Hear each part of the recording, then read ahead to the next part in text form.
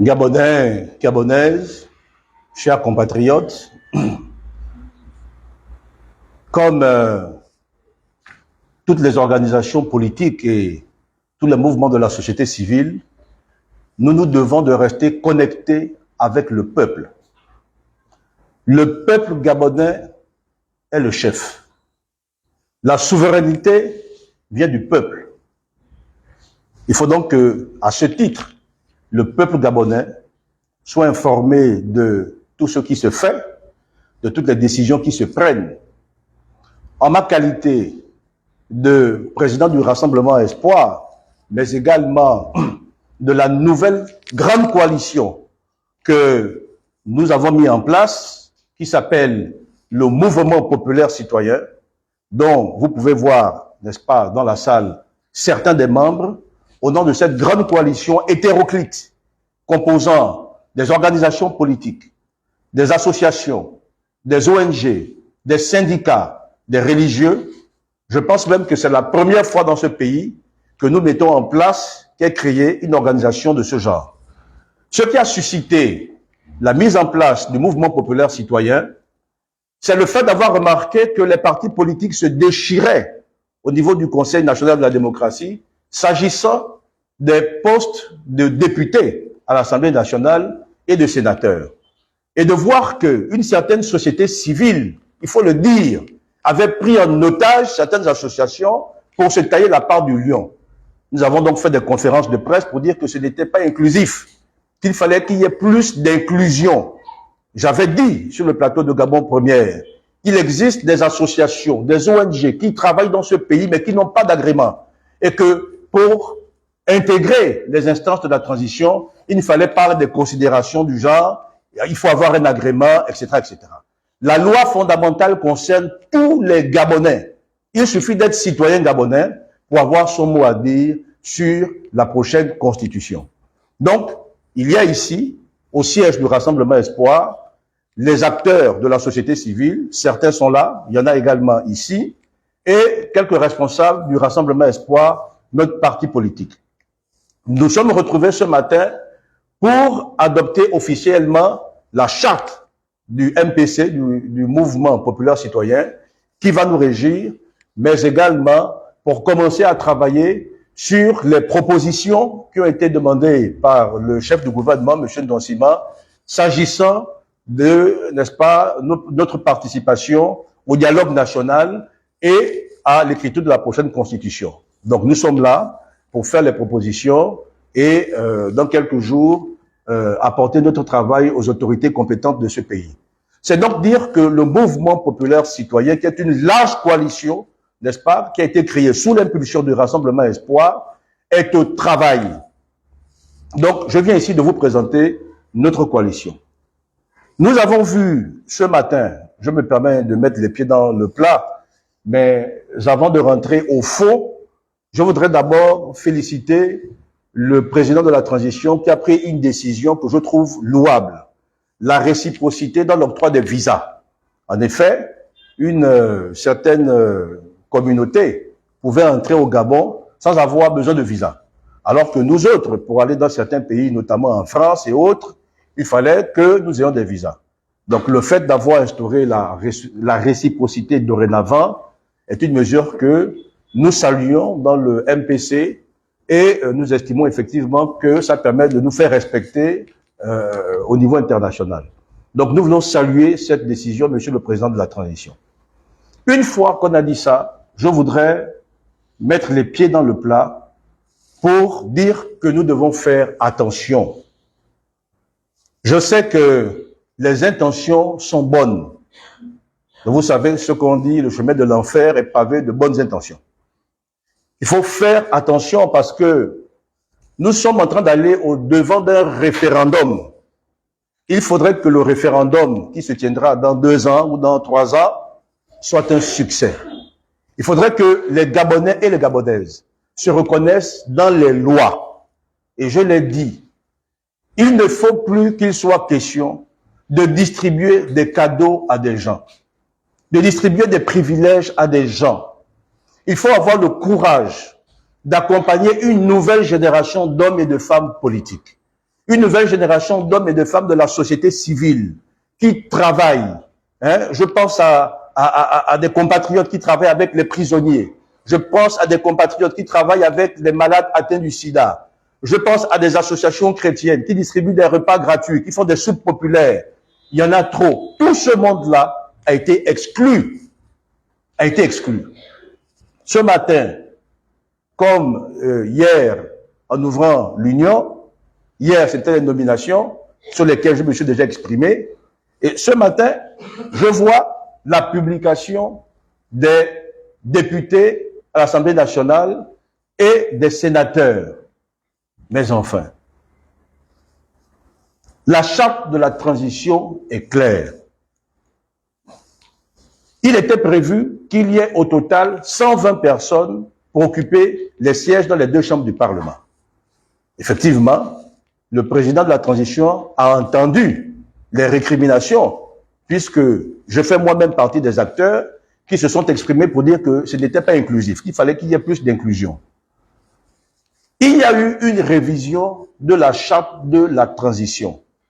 Je voudrais rappeler pour tous les Gabonais et pour toutes les Gabonaises qui nous écoutent, la charte de la transition a valeur constitutionnelle. Ça veut dire qu'elle nous concerne nous tous et que chaque Gabonais peut s'exprimer s'agissant de cette charte-là. Je voudrais préciser une chose. Oui, nous sommes dans un régime d'exception. Et moi qui vous parle, je vous le dis avec une grande humilité, ce n'est pas la première fois que je vis dans un régime d'exception. J'ai vécu en Côte d'Ivoire en 1999 pendant le coup d'État du général Guéhi qui avait plongé la Côte d'Ivoire dans une situation d'exception et on sait comment ça avait fini. Le chaos s'était installé dans le pays parce que les choses avaient été faites avec beaucoup de précipitation. Et on sait comment le général Guéhi avait fini. Donc, lorsqu'on dit que nous sommes en régime d'exception, cela signifie que l'État ne fonctionne pas normalement. Ça ne veut pas dire que c'est une zone de non-droit. Il faut bien faire la différence.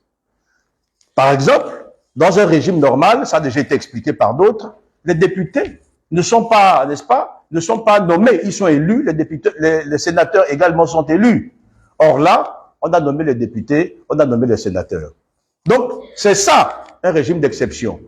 Le fonctionnement normal de l'État ne se fait plus. Mais un régime d'exception ne signifie pas un état de non-droit. Je précise bien, un régime d'exception ne signifie pas un état de non-droit où en fait, on peut faire des choses sans se fonder sur des textes. Ce n'est pas ça. Nous avons vu qu'il y a eu une révision de la charte de la transition. Alors, je pose une question au peuple gabonais, mais je pose une question surtout au bureau des deux chambres du Parlement, puisque ce sont eux qui se sont réunis pour faire cette révision. À quel moment le peuple gabonais a-t-il été informé qu'il y aurait une révision de la charte de la transition? À quel moment? À quel moment? Ni par voie de presse, ni sur les réseaux sociaux, à aucun moment, nous n'avons été informés qu'il devait y avoir une révision de la charte de la transition sur tel ou tel autre article. Personne n'est informé de cela. Est-ce qu'on peut modifier la loi fondamentale comme ça, même si c'est une loi fondamentale de transition, sans que le peuple gabonais en soit informé? Personne ne nous a informés.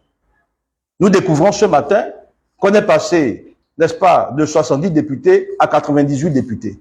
Mais à quel moment en avons-nous été informés? La charte de la transition elle-même a prévu que, dans le silence de la charte, c'est la Constitution de 1991 qui s'applique. Est-ce que c'est ce qui a été fait? Non, ce n'est pas ce qui a été fait. Nous pouvons... J'ai vu une publication sur les réseaux sociaux. Ce qui a été dit, c'est que 17 sièges de députés ont été rajoutés à ceux qui existaient déjà, ceux qui avaient été prévus par la précédente charte non révisée. Donc la première charte. Or, les 17 sièges de députés qui ont été rajoutés, il a été précisé dans la communication que j'ai pu lire que ces 17 sièges de députés étaient affectés à des organisations politiques qui répondaient aux critères cumulatifs suivants. Premièrement, des organisations politiques qui sont encore en attente d'agrément, c'est-à-dire qui ne sont pas encore légalisés. C'est le cas du Rassemblement Espoir. À des organisations politiques qui travaillent effectivement sur le terrain. Mais, chers compatriotes, mais nous nous connaissons tous dans ce pays. Le Rassemblement Espoir est implanté dans le pays. Nous venons en aide à des familles. Je l'ai dit dans une communication qu'il faut être dorénavant un député social, proche des populations. L'autre critère, c'était que ces organisations doivent avoir présenté des candidats à la députation. C'est également ce qui s'est fait. Donc, ces critères cumulatifs sont respectés par le Rassemblement Espoir et certainement par d'autres, n'est-ce pas, organisations politiques en attente de leur agrément. Si l'information n'est pas portée à l'attention des Gabonais et des Gabonaises, par voie de presse, à quel moment nous faisons valoir nos droits? À quel moment?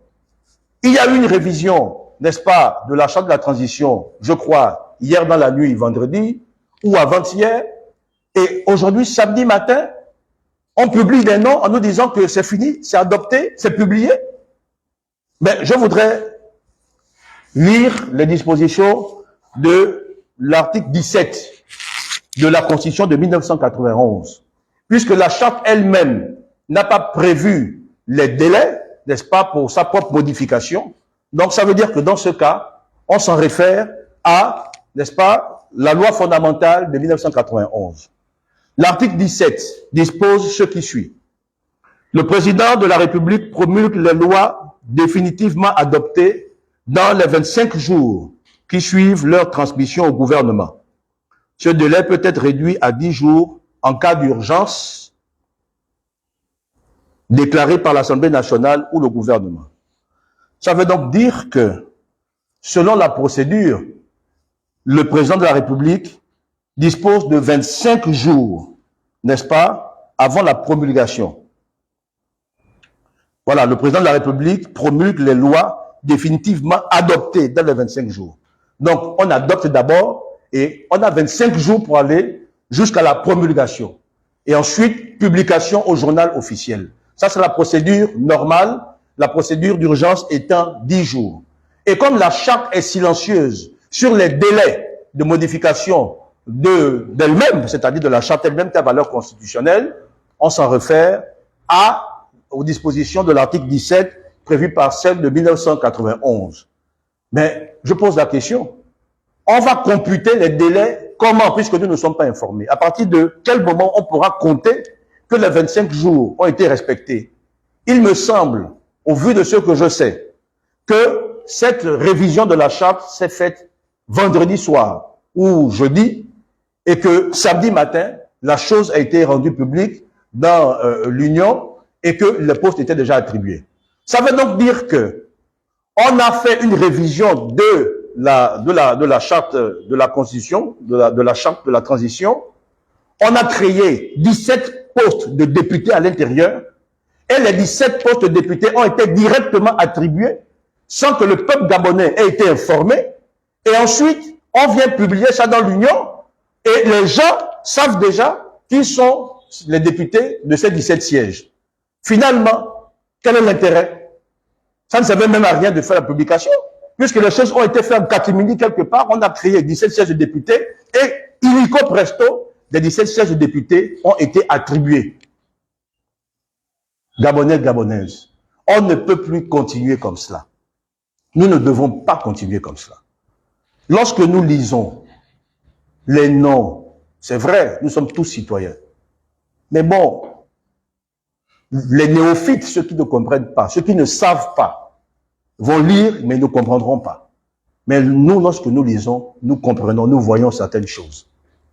Pourquoi créer 17 sièges de députés en plus, sans en informer les organisations politiques capables justement d'occuper ces sièges-là?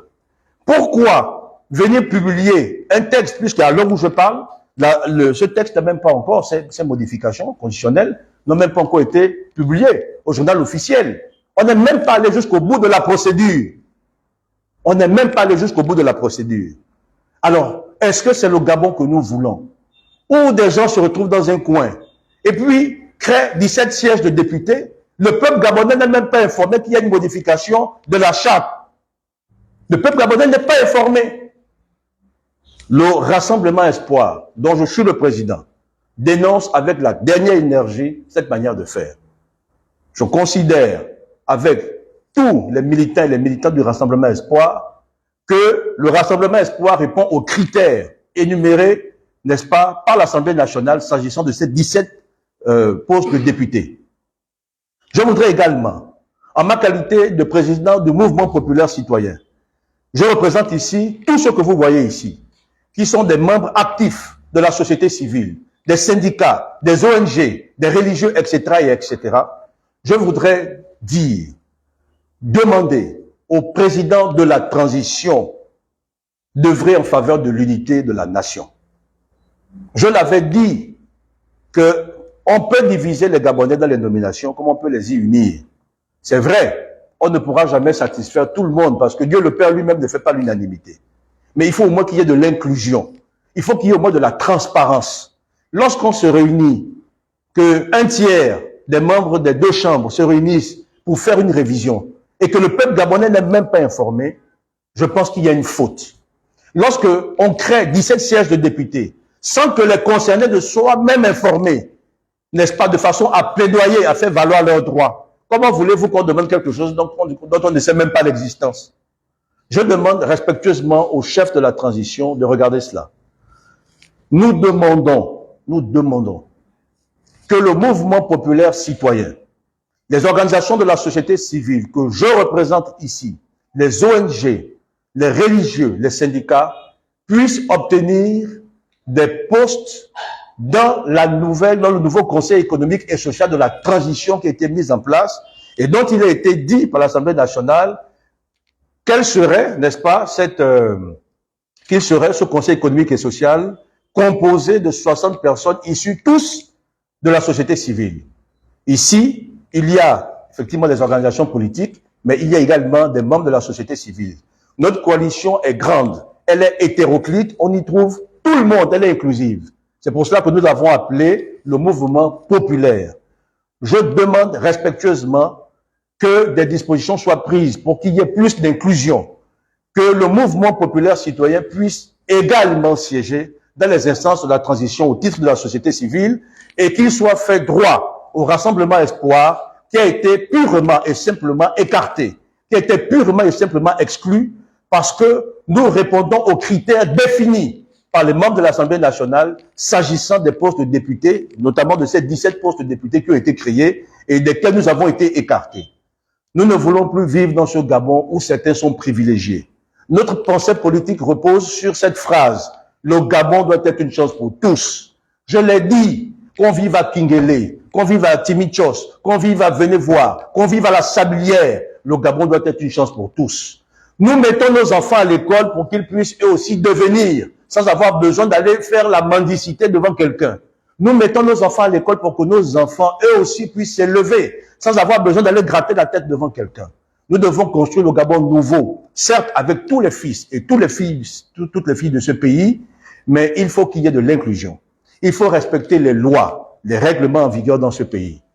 Je voudrais demander au peuple gabonais de soutenir le mouvement populaire citoyen, de soutenir le Rassemblement Espoir. Je voudrais réaffirmer notre attachement à la transition en cours dans notre pays. Nous l'avons dit, nous soutenons la transition. Nous ne cesserons jamais de le dire. Le général Oligui a fait œuvre, n'est-ce pas, de salut public, de libération nationale. Nous ne cesserons jamais de le dire et de le rappeler. Mais nous avons le devoir, de par nos valeurs, de par nos principes, de dire la vérité. Nous ne dirons que la vérité. Comme le dit Jésus-Christ, la vérité vous rendra libre. Si nous voulons que le Gabon puisse être définitivement être libre, se libérer des chaînes qui nous entravent, il faut qu'il y ait des hommes et des femmes qui aient le courage, dans un grand respect, de dire la vérité. Nous pensons que cette manière de procéder en catimini, n'est-ce pas, s'agissant de la révision de la charte, n'est-ce pas, ne nous honore pas. Nous demandons que justice soit faite pour le Rassemblement Espoir. Nous demandons que les autres organisations de la société civile qui n'ont pas été prises en compte soient également insérées dans les instances de la transition. Il va y avoir un dialogue national. Nous en ferons partie avec d'autres. Il va y avoir une assemblée constituante nous souhaitons prendre notre part active à cette assemblée constituante. Voilà ce que je voulais dire. Peuple gabonais, chers compatriotes présents dans cette salle, Monsieur le Président de la Transition, je vous demande de regarder ça respectueusement et nous savons que vous êtes un homme humble, vous êtes un homme à l'écoute et que dans les prochains jours, il y aura des réactions. Je vous remercie.